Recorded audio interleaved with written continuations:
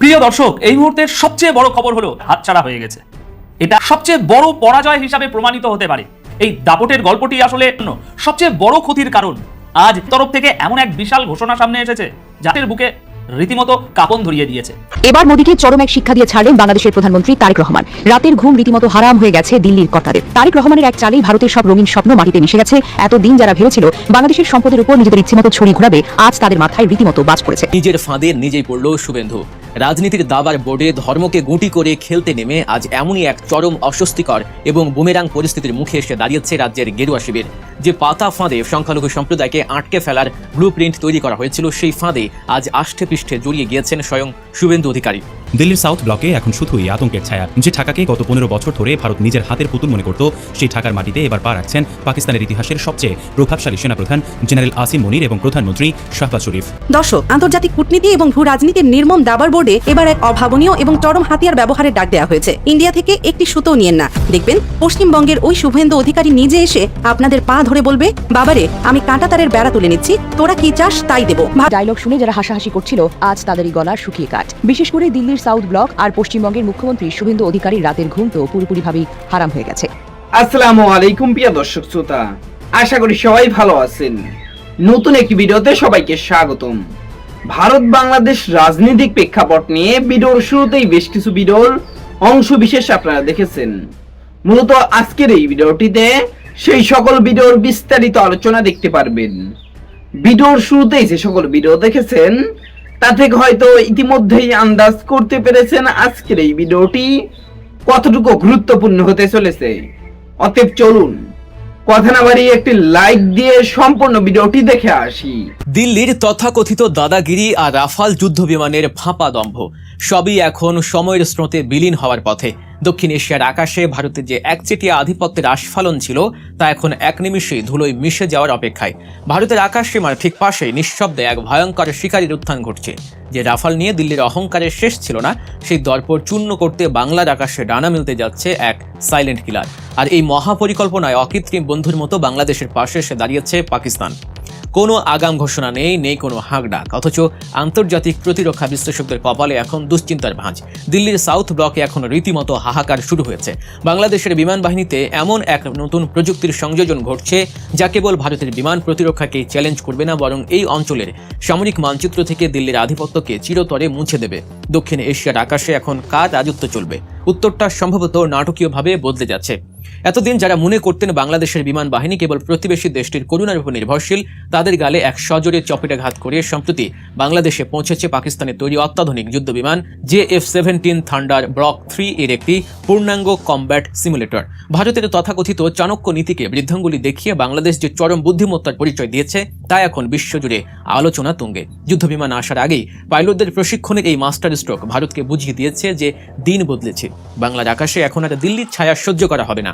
অকৃত্রিম বন্ধু পাকিস্তান তার সর্বোচ্চ প্রযুক্তি দিয়ে ঢাকাকে সাহায্য করতে প্রস্তুত, যা ভারতের আধিপত্যবাদী আচরণের বিরুদ্ধে এক বিশাল প্রতিরোধ।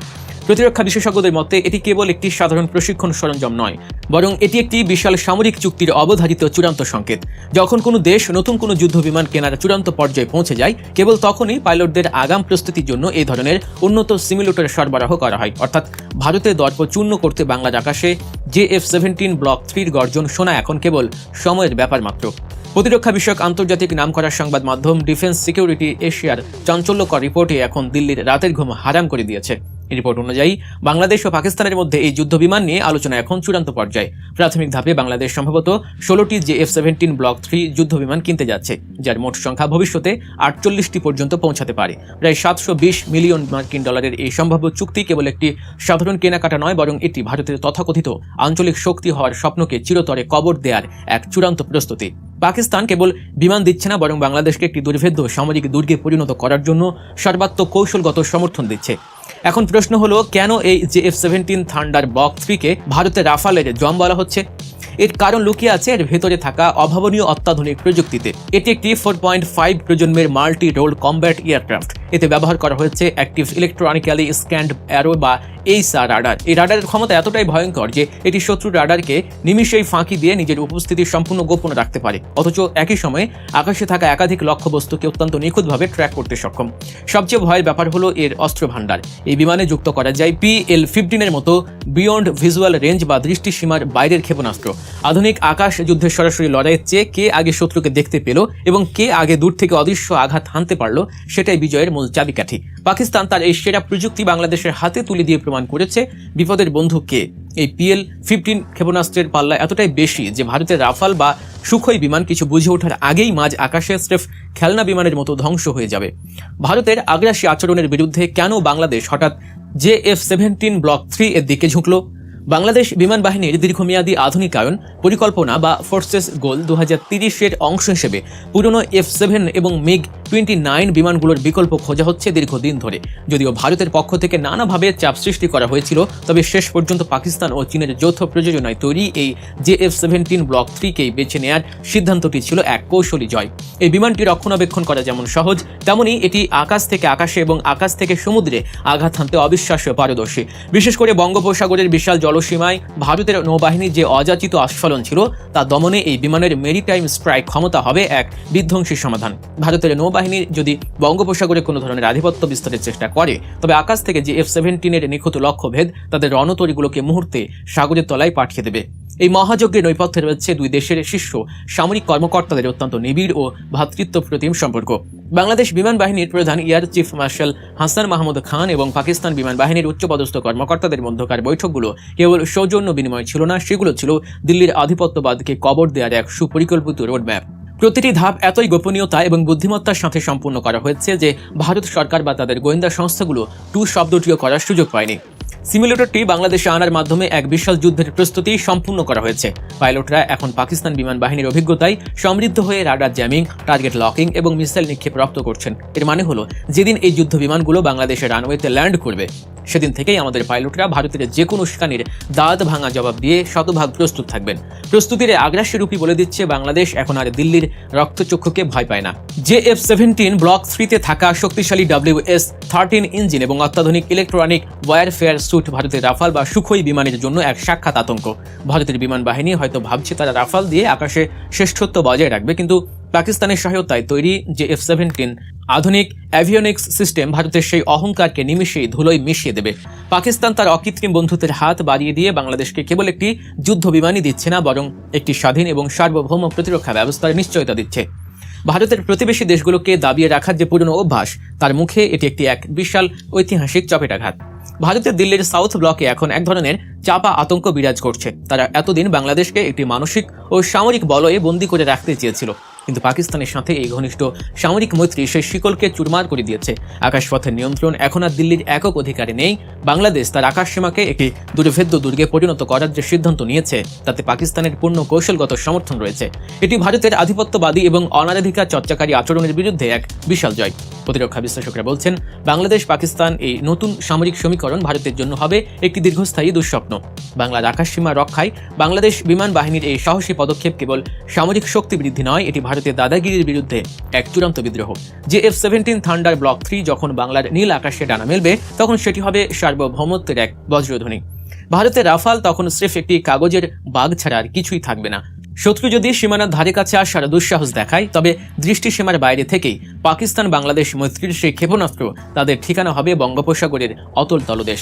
বাংলাদেশ আজ এক অদম্য হুঙ্কারের নাম, যা ভারতের দরপর চূর্ণ করতে আজ পুরোপুরি প্রস্তুত। কিছুদিন ধরে প্রশ্ন করে আসছিলেন, বাংলাদেশকে কখনো তার সামরিক শক্তিকে সত্যিকার অর্থেই আধুনিক করবে?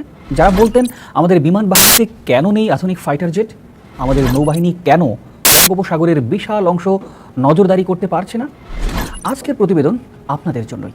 কারণ এই মুহূর্তে বাংলাদেশের প্রতিরক্ষা মন্ত্রণালয় অর্থ মন্ত্রণালয়ের কাছে এমন একটি বাজেট প্রস্তাব পেশ করেছে যা বাংলাদেশের ইতিহাসে এর আগে কখনোই দেখা যায়নি। শুধু সামরিক সরঞ্জাম কেনার জন্যই চাওয়া হয়েছে 27,000 কোটি টাকার বেশি। এই বাজেটে থাকছে আধুনিক যুদ্ধ বিমান, attack helicopter, arm drone, missile system, নতুন যুদ্ধজাহাজ, স্যাটেলাইট নজরদারি এবং আরও অনেক কিছু। আজকের পুরো প্রতিবেদনে আমরা এই ঐতিহাসিক বাজেটের প্রতিটি খুঁটিনাটি তুলে ধরার চেষ্টা করব। শুরুতেই বলা দরকার এই বাজেটটি ঠিক কী কারণে বিশেষ। বাংলাদেশে এর আগে যখনই সামরিক বাজেট দেওয়া হয়েছে সেখানে সেনা, বিমান এবং নৌ তিন বাহিনীর বেতন ভাতা, রক্ষণাবেক্ষণ, অবকাঠামো উন্নয়ন এবং সরঞ্জাম কেনা সব কিছুই একটি সমন্বিত বাজেটে ঢুকিয়ে দেওয়া হতো। ফলে আলাদা করে সরঞ্জাম কেনার জন্য বরাদ্দ ছিল অত্যন্ত সীমিত। কিন্তু এবারের 2026-27 অর্থ বছরের জন্য প্রতিরক্ষা মন্ত্রণালয় যে বাজেটটি চেয়েছে সেটি সম্পূর্ণ আলাদা একটি উদ্যোগ। এই 27,000 কোটি টাকার প্রস্তাবটি শুধুমাত্র সামরিক সরঞ্জাম কেনাকাটার জন্যই, অর্থাৎ বেতন বা অন্যান্য প্রশাসনিক খরচের বাইরে। এটি বাংলাদেশের সামরিক ইতিহাসে এক নজিরবিহীন পদক্ষেপ এবং বিশ্লেষকরা বলছেন যদি আনুষঙ্গিক সব খরচ যোগ করা হয় তাহলে 2026-27 সালের মোট প্রতিরক্ষা বাজেট হবে বাংলাদেশের ইতিহাসের সবচাইতে বড় সামরিক বাজেট। প্রতিরক্ষা খাতে মোট চাওয়া বাজেটের মধ্যে সবচাইতে বেশি বরাদ্দ রাখা হয়েছে বিমান বাহিনীর জন্য 12,000 কোটি টাকা এবং এটি কোনো সাধারণ বাজেট নয়। এই বাজেট বাংলাদেশ বিমান বাহিনীকে আমূল পরিবর্তন করার একটি মহাপরিকল্পনা। প্রশ্ন হলো কেন এটি এতটাই জরুরি? উত্তরটা একটু তিক্ত। গেল 20 বছর ধরে বাংলাদেশ বিমান বাহিনীর বহরে কোনো উল্লেখযোগ্য যুদ্ধ বিমান যোগ হয়নি। যেগুলো এসেছে সেগুলোর প্রায় সবই প্রশিক্ষণ বিমান বা হালকা এয়ারক্রাফট। আসলে ভারী যুদ্ধ বিমান যাকে আমরা ফাইটার জেট বলি সেটি 2 দশকেও সংযোজিত হয়নি। এই শূন্যতা পূরণে এখন এই বিশাল বিনিয়োগের প্রস্তাব করা হয়েছে। এই 12,000 কোটি টাকার বাজেটে কি কি থাকছে? প্রথমত MRCA অর্থাৎ মাল্টি রোল কমব্যাট এয়ারক্রাফট। এটি এমন একটি যুদ্ধ বিমান যা একই সাথে আকাশে, ভূমিতে আঘাত এবং নজরদারি সহ সব ভূমিকা পালন করতে সক্ষম। প্রতিরক্ষা বিশ্লেষকরা ইঙ্গিত দিচ্ছেন বাংলাদেশ মূলত দুটি বিকল্পের দিকেই ঝুঁকছে। পাকিস্তান, চীন যৌথভাবে নির্মিত JF-17 থান্ডার ব্লক 3 অথবা সুইডেনের Gripen JS-39। JF-17 thunder block 3-র কথা বলতে গেলে এই যুদ্ধ বিমানটির প্রতিটির মূল্য বাংলাদেশি মুদ্রায় আনুমানিক 300 থেকে 400 কোটি টাকার আশপাশে পড়বে। এবং সবচেয়ে উল্লেখযোগ্য বিষয় হলো এর কিছু মাস আগেই বাংলাদেশ বিমান বাহিনীর প্রধান পাকিস্তান সফরে গিয়ে পাকিস্তান বিমান বাহিনী প্রধানের সাথে বৈঠক করেছেন এবং এই যুদ্ধ বিমান কেনার বিষয়ে আগ্রহ প্রকাশ হয়েছে বলে জানা গেছে। এই সংকেত অনেকটাই স্পষ্ট। তবে শুধু যুদ্ধ বিমানেই থামছে না পরিকল্পনা। এই বাজেটে অ্যাটাক হেলিকপ্টার কেনার পরিকল্পনাও আছে। অ্যাটাক হেলিকপ্টার হলো এমন একটি সামরিক সম্পদ যা স্থলযুদ্ধে সরাসরি সহায়তা করতে পারে, ট্যাঙ্ক ধ্বংস করতে পারে, পদাতিক বাহিনীকে আকাশ থেকে সুরক্ষা দিতে পারে। এর পাশাপাশি আছে আর্মড এরিয়াল ভেহিকল, সহজ ভাষায় সশস্ত্র ড্রোন। আধুনিক যুদ্ধক্ষেত্রে ড্রোনের গুরুত্ব ইউক্রেন রাশিয়া যুদ্ধ থেকে সবাই বুঝেছেন। বাংলাদেশেও এবার সেই সক্ষমতা অর্জন করতে চাইছে। বিমান বাহিনীর সক্ষমতা শুধু যুদ্ধ বিমানেই সীমাবদ্ধ নয়, আকাশকে নিরাপদ রাখতে প্রয়োজন শক্তিশালী রেডার সিস্টেম এবং মিসাইল প্রতিরক্ষা ব্যবস্থা। এবারের বাজেটে সেই দিকটিও অন্তর্ভুক্ত করা হয়েছে। কিছুদিন আগেই ঢাকার হযরত শাহজালাল আন্তর্জাতিক বিমানবন্দরে ফ্রান্সের থ্যালাস রেডার সিস্টেম স্থাপন করা হয়েছে। এটি বাণিজ্যিক বিমান চলাচলের জন্য স্থাপিত হলেও এর সামরিক গুরুত্ব অস্বীকার করার উপায় নেই।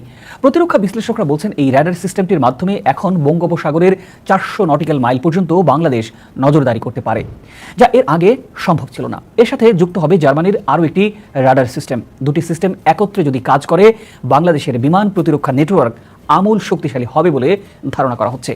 মিসাইল প্রতিরক্ষার ক্ষেত্রে এবারের বাজেটে আছে medium range surface two air missile system বা MRSMI।